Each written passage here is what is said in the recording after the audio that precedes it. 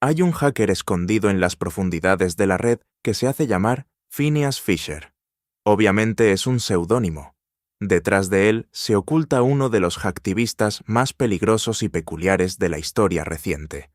Un anarquista que humilló a las mayores empresas de ciberespionaje del mundo y hasta a los propios mozos de escuadra. Y cuando digo humillar, no me refiero solo a que los hackease. Es que además publico guías detalladas en Internet explicando paso a paso cómo lo hizo para que cualquiera pudiera replicarlo. Cada manual venía con propaganda anticapitalista y un dibujito hecho en código ASCII. El tío también tenía vena artística. Una de sus hazañas más sonadas fue reventar a Hacking Team, la empresa italiana de ciberespionaje. Y como tiene sentido del humor, les hackeo también la cuenta de Twitter y les cambio el nombre a Hacked Team. Esto no es ninguna broma, porque Hacking Team era básicamente la versión europea de NSO Group, la empresa israelí que vende Pegasus a gobiernos. Para entender la historia, hay que retroceder a principios del siglo XXI. Los hackers que habían crecido programando en los 80, frente a sus Commodore 64, llegaron a una encrucijada. Internet había sido un territorio de libertad donde el conocimiento valía más que el dinero, pero ese paraíso digital se estaba convirtiendo en una industria. Martin Mensch era un hacker alemán que había crecido influenciado por la ética del Chaos Computer Club, el colectivo hacker más importante de Europa. Hablaban de libertad y responsabilidad social, pero cuando la única alternativa era venderse a una corporación, no lo dudo. Se vendió a la que mejor le pagara. Esa corporación fue Gamma Group, una firma de vigilancia y ciberseguridad. Con solo 30 años, Mensch dirigía una filial especializada en espionaje digital. Con un equipo reducido, creó FinFisher, un spyware capaz de infiltrarse en ordenadores y teléfonos y capturar toda la vida digital de una persona. Era un negocio redondo. Durante décadas el mejor recurso policial había sido pinchar teléfonos, pero ahora los criminales se comunicaban por correo cifrado y por Skype. Tras los atentados de Madrid en 2004, la policía europea necesitaba herramientas nuevas, y FinFisher parecía la solución perfecta. Para los hackers parecía un paso lógico, dejar atrás las gamberradas y colaborar con la policía contra el crimen organizado. Un trabajo ético, o al menos eso parecía hasta que en 2011, durante la primavera árabe, los manifestantes egipcios asaltaron las oficinas de seguridad del estado de Mubarak.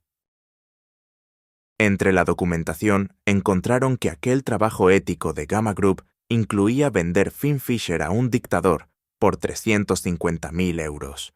Y no era un caso aislado. En 2012, el Citizen Lab de Toronto publicó que FinFisher infectaba a activistas y periodistas de regímenes autoritarios en todo el mundo. Países como Etiopía, Turkmenistán y Bahrein lo usaban para perseguir y eliminar cualquier disidencia. Les mandaban emails con documentos adjuntos y cuando los abrían, sus ordenadores quedaban infectados y empezaban a enviar toda su información privada a servidores controlados por el régimen. Pero en 2014 apareció una cuenta de Twitter llamada Phineas Fisher, una parodia del nombre del spyware. Se burlaba de Gamma Group y aseguraba haber extraído 40 gigabytes de información confidencial de sus servidores. Y no mentía. Cualquiera podía descargarse la lista de clientes, precios, manuales y hasta el código fuente de FinFisher. Cuando Wikileaks hizo pública la herramienta, los antivirus aprendieron a detectarla y FinFisher quedó completamente inutilizable. Pero Phineas no paró ahí. Soñaba con iniciar una revolución donde el hacking fuera el arma definitiva, y publicó su primera guía técnica explicando exactamente cómo había entrado. Su método fue metódico. Primero mapeó toda la infraestructura de la empresa, dominios, servidores, subdominios. Encontró un portal de soporte interno que nunca debería haber estado expuesto a Internet. Ese portal era vulnerable a inyecciones SQL. Metió comandos en un formulario web para engañar a la base de datos y en cuestión de minutos tenía credenciales de administrador. Desde ahí, escaneó los sistemas internos y accedió a máquinas que no eran visibles desde el exterior. En una de ellas encontró todo el código fuente del malware para teléfonos móviles. Cuando termino, no intento borrar rastros ni sacar dinero. Lo publico absolutamente todo para dejar al desnudo a la industria del spyware. Gamma Group se desvinculó de Finn Fisher y de Martin Mensch, pero el daño estaba hecho. Su reputación quedó destruida. Finn Fisher acabó declarándose insolvente tras años de investigaciones judiciales, pero el mercado del ciberespionaje seguía casi intacto. Otras empresas actuaban igual en las sombras. David Vincenzetti estudiaba informática en Milán en los 90 y se consideraba un hacker, pero ni de lejos un idealista. Fundó Hacking Team y desarrolló Remote Control Systems, un spyware capaz de controlar remotamente cualquier ordenador. Lo rebautizó como Da Vinci y después como Galileo. Vincenzetti vendía su malware a gobiernos como el que anuncia un desodorante. En público despreciaba a Assange y Snowden, los llamaba terroristas peligrosos. En privado firmaba sus correos con frases fascistas y coleccionaba 195 cuchillos de combate. Y su rutina incluía reuniones con regímenes totalitarios para cerrar contratos millonarios. En 2013, Reporteros Sin Fronteras declaró a Hacking Team como uno de los enemigos de Internet. En 2014, el gobierno italiano congeló sus exportaciones por violar derechos humanos, pero la empresa presionó y recuperó el permiso. Fue entonces cuando Phineas Fisher decidió que era su turno. Esta vez no sería tan fácil. Hacking Team apenas dejaba nada expuesto a Internet. Toda su seguridad dependía de un firewall físico SonicWall. Era la puerta principal de la empresa. Todo lo que entraba y salía pasaba por ahí. Así que Phineas compró un dispositivo idéntico y lo estudió durante semanas hasta encontrar una grieta.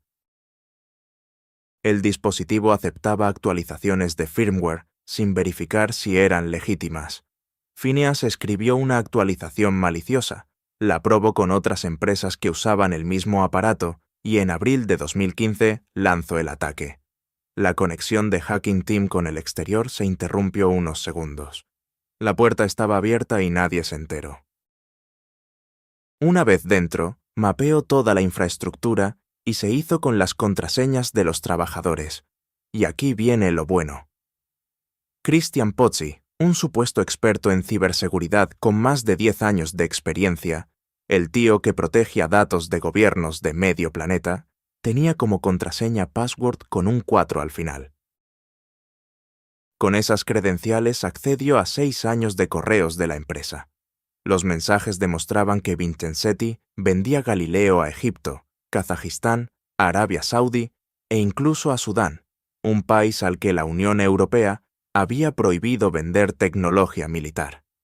Países que usaban el spyware para perseguir periodistas y activistas. También encontró la lista de vulnerabilidades Zero Day que usaban para infectar ordenadores. La joya de la corona era un exploit de Adobe Flash que habían comprado por 45.000 euros. Y la guinda espió al propio Pozzi usando las mismas herramientas de Hacking Team. Capturas de pantalla, registro de pulsaciones, vigilancia total. Elige un sábado por la noche para lanzar la bomba. La oficina de Milán estaría vacía y no podrían reaccionar. Tomó el control de la cuenta de Twitter de Hacking Team, restableciendo la contraseña desde el correo de los administradores. Cambio el nombre a Hack Team y publico un torrent con 500 gigabytes de información. Era 5 de julio de 2015. Snowden y Wikileaks retuitearon la filtración.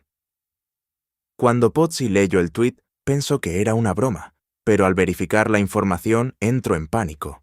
Intentó decir que todo era mentira y que el enlace contenía un virus, pero ya nadie le creía.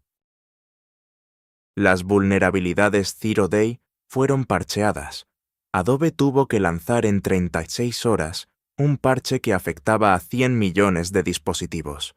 Galileo quedó inutilizable. El lunes la policía llegó a la oficina de Vincenzetti.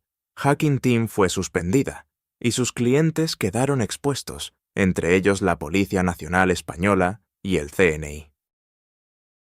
En 2020 Vincenzetti anunció por LinkedIn la muerte de Hacking Team. La empresa se rebautizó como Memento Labs y sigue vendiendo spyware. Pero Vincenzetti no acabó bien. Desde 2023 está preso en San Vittore, Milán. No por espiar a medio mundo, sino por algo peor. Durante una discusión apuñaló a una familiar con uno de sus cuchillos de colección. En mayo de 2016, Phineas usó su influencia para apoyar a Rojava, la región autónoma del norte de Siria. Donó 10.000 euros en Bitcoin. Rojava encajaba con sus valores: autodeterminación, feminismo y autodefensa, y decidió hackear al partido del presidente turco Erdogan. Se infiltró y extrajo los correos internos del partido, pero esta vez las cosas salieron mal. Wikileaks se apresuró a publicar todo sin revisar el contenido. En los emails no había nada relevante, y además filtraron datos personales de votantes en un país con centenares de asesinatos por violencia machista. Phineas nunca más colaboró con Wikileaks. En una entrevista con la revista Vice, Phineas aceptó hablar con condiciones. Su voz seria la de un actor y su cara una marioneta. Pidió la rana a Gustavo, pero Vice dijo que incomodar a los poderosos estaba bien, pero a Disney mejor que no. Durante la conversación explicó que no era tan distinto de quienes trabajaban para las empresas de spyware. Simplemente había crecido en otros ambientes. Poco después volvió a actuar. Había visto el documental Ciudad Morta sobre el caso 4F en Barcelona. Un grave altercado en 2006 donde un guardia urbano resultó herido. Varias personas fueron condenadas en un juicio lleno de irregularidades policiales. Una de las condenadas acabó suicidándose. Para Phineas era un ejemplo claro de abuso de poder institucional. Su siguiente objetivo fue el sindicato de los Mossos de Escuadra. Grabó el hackeo paso a paso y lo subió a YouTube, como quien sube un tutorial para hacerse el nudo de la corbata. Mediante inyección SQL se hizo con toda la base de datos: nombres, direcciones, datos bancarios y contraseñas de más de 5.000 policías. El ataque fue quirúrgico. Inyección SQL clásica en el formulario web del sindicato. Extrajo la tabla de usuarios completa con nombres reales, domicilios, números de cuenta y contraseñas sin cifrar. También accedió al Twitter del sindicato porque el responsable usaba la misma contraseña para absolutamente todo. Los mozos tardaron horas en recuperar su cuenta. Fue una humillación total. Un hacker había vulnerado públicamente la seguridad de sus agentes y encima se había permitido el lujo de documentarlo en video. Iniciaron una operación para detenerle y arrestaron a 3 personas, uno en Salamanca y una pareja de ingenieros en Barcelona. La pista que siguieron fue que usaban el mismo servidor proxy que Phineas. La noticia se difundió como la pólvora. Los mozos tenían a Phineas Fisher, pero algo no cuadraba. Tras detenerlos y revisar todos sus dispositivos, no encontraron ni una sola prueba de que fueran Phineas. Poco después apareció un mensaje cifrado del propio Phineas burlándose del arresto. Los años pasaron y la investigación no avanzó. No aparecieron pruebas que los vincularan con Gamma Group ni con Hacking Team. En 2024, el caso fue archivado definitivamente. Phineas Fisher sigue libre. En 2019, Phineas reapareció con su obra maestra, Hackback, una guía para robar bancos. Comenzaba con un poema y una declaración de intenciones. Para él, el Estado, la banca y el capitalismo no eran estructuras defectuosas, eran ilegítimas. Y soltó la bomba. Había hackeado el Cayman National Bank, expropiado el dinero y lo había regalado. Su método fue elegante en su simplicidad. El banco usaba Sonic Wall, el mismo firewall que ya había explotado en Hacking Team. La vulnerabilidad seguía sin parchear. Descubrió que 3 personas validaban cada transferencia. Uno creaba el pago, otro verificaba y otro autorizaba.